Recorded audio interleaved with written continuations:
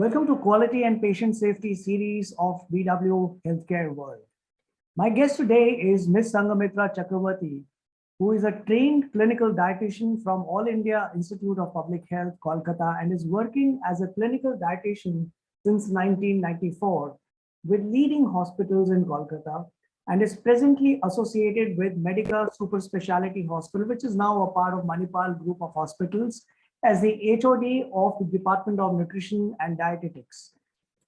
She is also the chair of Clinical Dietetics Forum under CAHO. So welcome, Ms. Sanghamitra, to BW Healthcare World. Thank you. Good evening to all. Ms. Sanghamitra, in the recent years, there's been a growing recognition and the importance of diet as a form of medicine.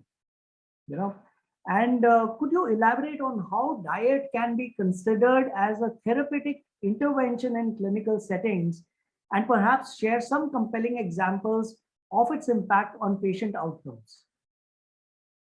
Okay, so first of all, we have enough data to say that diet has been considered a form of medicine, not today, but ages ago. You see, Hippocrates, the Greek, he first had said, that it was several years before BC, that let food be thy medicine, thy food. And in India too, we have the Charak Samhita, where Charak also considered food to be a part of medicine. But somewhere down the line, we have somehow forgotten our roots. And now presently we find that food is a form of luxury. We try to appease our taste buds, and the focus has shifted from the therapy. But on the other side, now doctors and scientists are realizing that along with the advent of civilization, we also find new diseases coming up.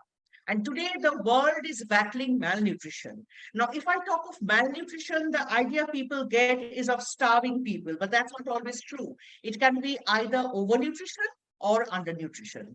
So if we talk of overnutrition, which is the current problem in the world today, it is a cause of the non-communicable diseases worldwide: hypertension, diabetes, non-alcoholic fatty liver disease, and so on. So we need good nutrition there as a preventive measure and to combat these illnesses. So unless you have a good diet, with only medication, these illnesses cannot be, they cannot be prevented, or the progress cannot be halted. And if you look at the other diseases, the critical illnesses, for instance, in our hospital, we get many patients. Earlier in the intensive care unit in the hospital with a patient who had undergone an operation, they were kept NPM.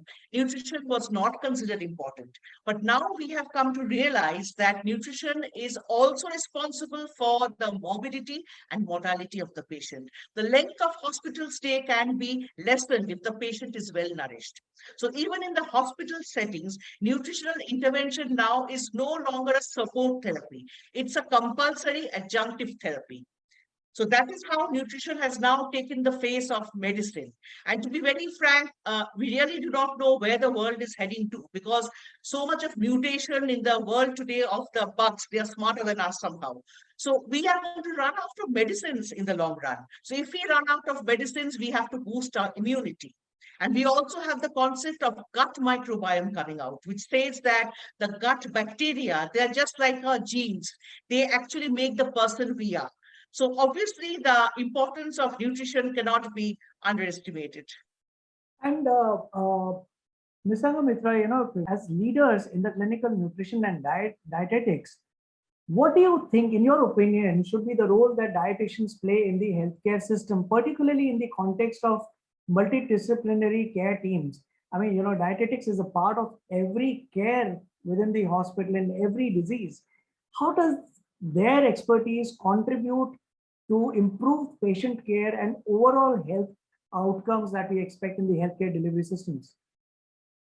Well, the clinical dietitian is actually responsible, for translating the science of nutrition into practice. So we have to explain to the patients what exactly is nutrition and how it is applicable in their settings. Now, in the hospital, we have a teamwork where the doctor, the dietitian, the physiotherapist, the nurse, and even the psychologist, we work together. So when a patient is coming in, we have to assess the patient's nutritional status to see how he is faring. Does he have any existing malnutrition?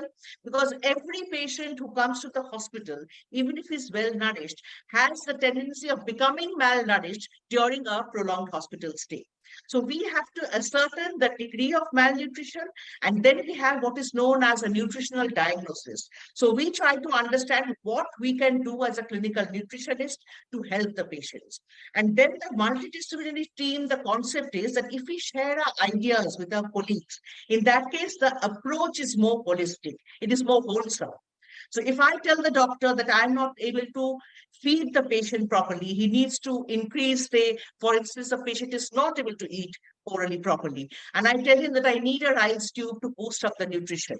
Or the person needs a high protein diet to maintain his lean body mass. The physiotherapist is also involved because he needs to exercise the patient. So I need to communicate with the entire team and at the same time counsel the patient to make the proper impact of clinical dietetics. And definitely in the outcome, we see that the overall mortality and morbidity does go down if you work as a team. So, Ms. Sanghamitra, suddenly we are seeing a lot of focus on preventive healthcare. Prevention is given a lot of importance, and rightfully so. From your perspective as a specialist in dietetics, how crucial is nutrition to the preventive healthcare, and what are some of the key principles and guidelines that individuals can follow to optimize their dietary habits for long-term perspective? Well, preventive healthcare, of course, nutrition is an essential part. The problem is that people do not realize the importance of nutrition unless they land up in the hospital. But as they say that if you take your food as medicine, that's a better choice. Otherwise, you have your medicines as food, because then you'll be popping in so many pills of total plethora of drugs that is going to be your main food. The problem is that in the preventive stage, if we take action, if we follow a healthy diet, the complications don't take place. For instance, in diabetes, it's relatively painless in the earlier stages. So nobody really bothers. Okay, I have blood sugar. Let me have that extra bit of sweet and so on.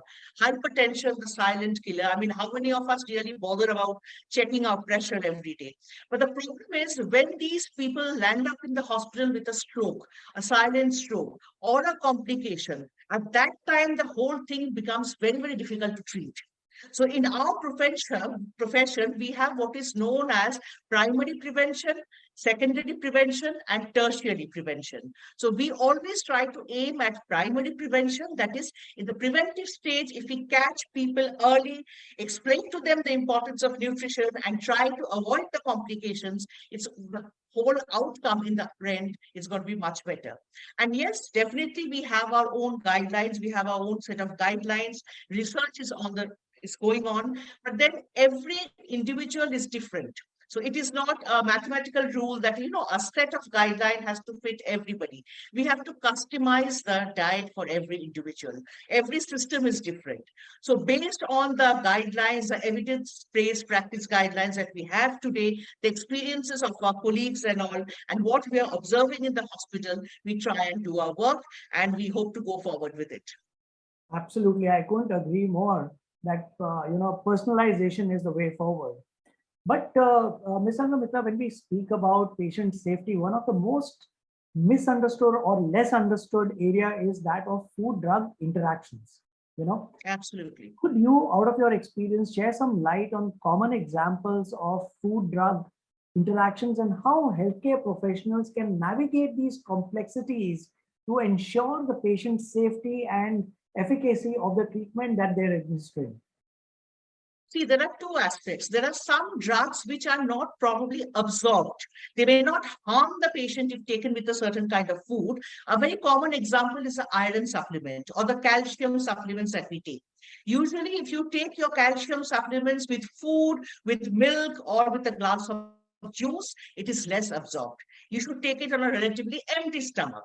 Similarly, iron, if it is taken with tea eat coffee, then the absorption is hindered. Or even with a lot of fiber, the iron absorption is hindered. So these are the instances where the outcome of the drug,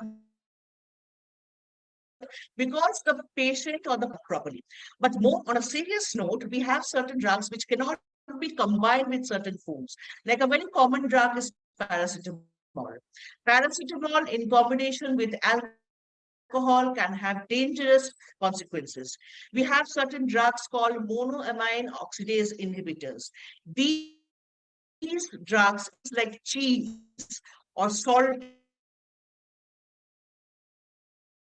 items, it can lead to a severe consequence. Important that we train the importance of the drug. Can have fatal consequences, or if it taken in a lighter way, well, the absorption will not take place. And I'm sure nobody will like it to pop in pills without getting absorbed. I mean, if the efficacy is not there, what is the point in having the medication? Ma'am, in your experience, what are some of the most pressing nutritional challenges that the communities are facing today? Uh, and what strategies or interventions have shown a promise of addressing these challenges at a broader scale? I think the biggest challenge we are facing is that we do not recognize the traditional diets that we have. Each community has its own traditional diet, which is based on the climatic conditions, kind of food taste, habit, availability of foods, local foods. But the problem is these balanced community-based diets, which have existed over the years, they are now being replaced by fast food. It's okay to try out new dishes from another community, but the problem is when people are not aware what to select and what not to select. So what is happening is we are heading out for fast foods, quick fixes that has flooded the market. So sitting in India, if I want to blindly follow a diet which is followed in the Western world, where the condition is totally different from us, then obviously I will not be doing the right thing. My nutrition will not be proper because my body composition itself is different from my Western counterpart, leave alone the kind of activity they have or the climatic conditions or the lifestyle. So what I feel is the biggest challenge today is explaining to people that you have to understand your own system and you have to have more focus on traditional home-based food. And once in a while you eat out, that's fine. But the common tendency today is to just order in some food from outside, some ready-made food, very high in preservatives, very good to taste, I understand, but these are quick fixes. And that is probably one of the biggest challenges faced today, because these are the cause of all kinds of diseases. All the non-communicable diseases are rising because of a high intake of these foods. And it's our duty to educate people. We are not very popular, I have to say, because the dietitian is viewed as a person who will say no to everybody. But then we have to explain to them, because ultimately it's just going a long way in damaging the health of people. Ms. Sanghamitra, you touched upon a very sensitive topic, which is plethora of information which is available online. Also, what is happening is you have a lot of influencers today who are coming and talking about new stuff, new things, and some of them are not even qualified to say so, And so in the field of nutrition, also there's a lot of research that is happening, and there are findings that are shaping our understanding of the dietary recommendations. How do you navigate the influx of this information and ensure that evidence-based practices guide your clinical decision-making and patient education efforts? Well, it's a bit of a challenge in India because most of the guidelines that we have today comes from the West. We have very limited guidelines in India done on Indian subjects. So what we do, we first try to screen whatever is coming in and we try to apply it in the Indian context. It may not be the same. And definitely we have to go for only trusted websites and the research which makes sense, which has been done in notable in notable institutes, because a lot of wellness topics are coming up in the media today, which do not necessarily have scientific basis. So people are very confused. So somebody comes and tells me, okay, today you tell me to have an egg, tomorrow you tell me not to have it. So there's a whole lot of confusion, and people generally, they tend to get swayed by media information without checking. And it's also important that a person understands whether it is applicable to him or her or not. So for us, we have a lot of ongoing research, but we are trying to improve research in the Indian context, working on Indian subjects. And then we have to screen whatever we are doing, whatever information is coming in, and we have to make it applicable to the patients. And definitely, there's a saying that follow the guidelines, but the guidelines are not law and order. We have to customize. So we have to use our knowledge to customize the information. Ms. Sanghamitra, my last question to you. When we are looking ahead, what do you envision as the future of clinical nutrition and dietetics? There are many trends and innovations that you believe will significantly impact the way we approach nutrition-related healthcare in the years to come. What would they be? Well, first of all, we have to understand the concept of a clinical dietitian. She shouldn't be a feared person because we are not out to say diet. We do not believe in dieting. It is that in nutrition, it is neither feasting nor fasting. What we try to say is go for healthy eating. So if we can imbibe that in the community and we can make people understand the importance of nutrition, I think we can go a long way in the prevention of disease, in boosting our immunity. As I said earlier, the drugs, we are running out of drugs. And very importantly, now we have this concept of gut microbiome, which says that whatever we are today is because of the gut microbiota. So if we have to change our gut microbiota, in that case, we have to resort to good nutrition. I hope people will understand this. Of course, we have a very important role in explaining to them, but I also look forward to the doctors and the other paramedics supporting us. I look forward to the media supporting us so that we can imbibe this knowledge and we can spread it amongst the masses and make them understand that we are there to preach about correct eating habits, not just dieting. I think this is, this is ending on a very beautiful note because I love the what you said, that diet is not about, is neither about feasting nor about fasting.